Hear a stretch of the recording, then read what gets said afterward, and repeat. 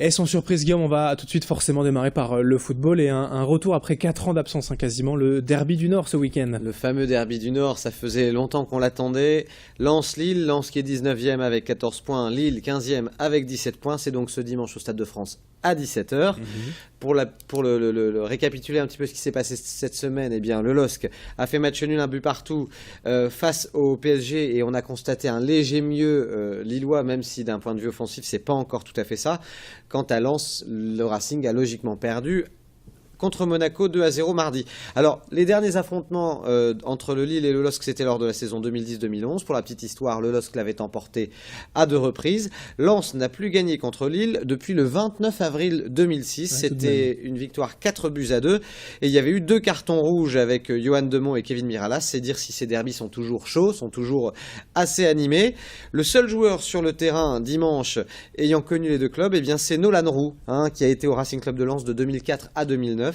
Et qui est depuis au LOSC. Voilà pour ce fameux derby. On espère que ce sera un beau match en tout cas. Dimanche à 17h donc pour le retour du RC Lens face au LOSC. Un autre événement en football quand même ce week-end, c'est la Coupe de France avec le 8e tour. Avec le 8e tour et une affiche, puisque nos amis de Lille Sud, l'équipe de Lille Sud, qui a réalisé l'exploit déjà d'aller jusqu'à ce niveau de la Coupe de France, va recevoir au Stadium Lille Métropole l'équipe de Valenciennes, une équipe de Ligue 2.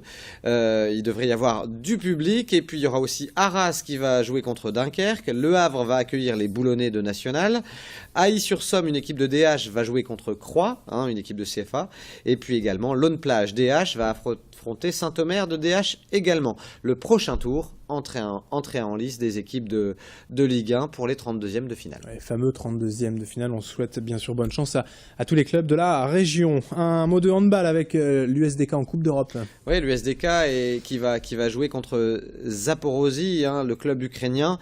Tous les deux sont 3e à égalité de points. C'est un petit peu le match de la mort, puisque celui qui va perdre ne pourra plus se qualifier. À l'inverse, celui qui va gagner aura encore une vraie chance de qualification. En championnat, à noter que les Dunkerquois se sont inclinés mercredi contre Tremblay 27-24. On enchaîne avec la page basket.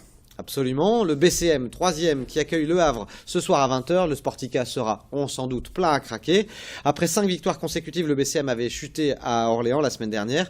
Il va donc essayer de se relancer ce soir pour confirmer sa place dans le top 3 de l'élite du basket français.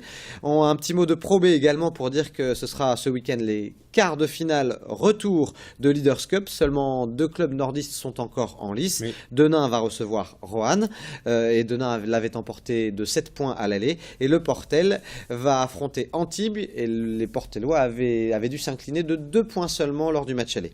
Tout ça, c'est ce week-end donc en basket. On va passer au judo avec un tournoi international. Absolument, ça se passe du côté de Arnes, ça se passe et ce samedi et ce dimanche. C'est la 7e édition du tournoi international de Arnes. C'est un tournoi minime cadet qui permet souvent de révéler des futurs talents. L'an dernier, près de 1000 combattants avaient fait le déplacement, avec notamment des Américains, des Russes, des Polonais et même des Gabonais. Oui, tout de même. Tout autre chose, cette fois de l'athlétisme, Guillaume. Oui, l'athlétisme avec la 2e édition du Cross Vafa. Alors, qu'est-ce que c'est que le Vafa? C'est l'alliance entre le club d'athlétisme de Villeneuve d'Ascq et celui de Fretin. C'est la 2e édition de leur cross. Il y a seulement 3 crosses dans la région qui ont un label national. Il y a le cross de l'Acier, le cross Jean-Villers-à-Liévin et ce cross-là. Il y a 2 nouveaux sites qui vont être empruntés, le lac du Héron et la colline des Marchenelles à Villeneuve d'Ascq. Et pour l'instant, il y a déjà presque 900 inscrits pour ce fameux cross. On croise les doigts pour le TLM Tourcoing en volleyball, peut-être la première victoire enfin.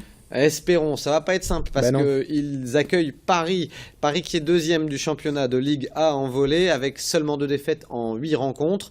C'est donc demain à 20h au complexe Léo Lagrange. Toujours pas de victoire pour Tourcoing. Qui plus est, Tourcoing est à 7 points de son prédécesseur, l'équipe de Nantes. Donc il faut vraiment réagir du côté de Tourcoing. Quelques infos en bref aussi, Guillaume, pour terminer. Absolument, on va d'abord parler du tournoi de gymnastique de Arc qui commence dimanche et qui se terminera le 13 décembre. C'est toujours de la gym de très haut niveau lors du tournoi de Arc. Il y aura aussi une Coupe de France ce week-end, une Coupe de France zone nord de karaté. C'est au Palais Saint-Sauveur ce samedi et ce dimanche.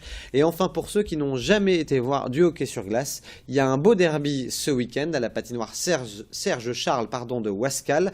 Les Lions de Wascal vont accueillir leurs concurrents de Valenciennes. C'est pas du très haut niveau, mais c'est quand même de la 3e division.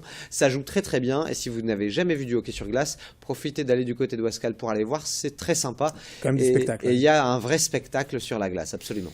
Merci Guillaume pour ce programme. Il nous reste juste 20 secondes. Je ne résiste pas à l'envie quand même de vous demander un petit pronostic pour le derby Lens-Lille ce dimanche. Alors, on va dire un partout. Allez, un partout pour tout le monde. Je vais quand même, le cœur va parler. Je vais dire une victoire de Lens pour moi en tant qu'originaire du Pas-de-Calais. Merci en tout cas Guillaume pour cette chronique. On se retrouve lundi pour les résultats. Bon week-end Adrien et à lundi.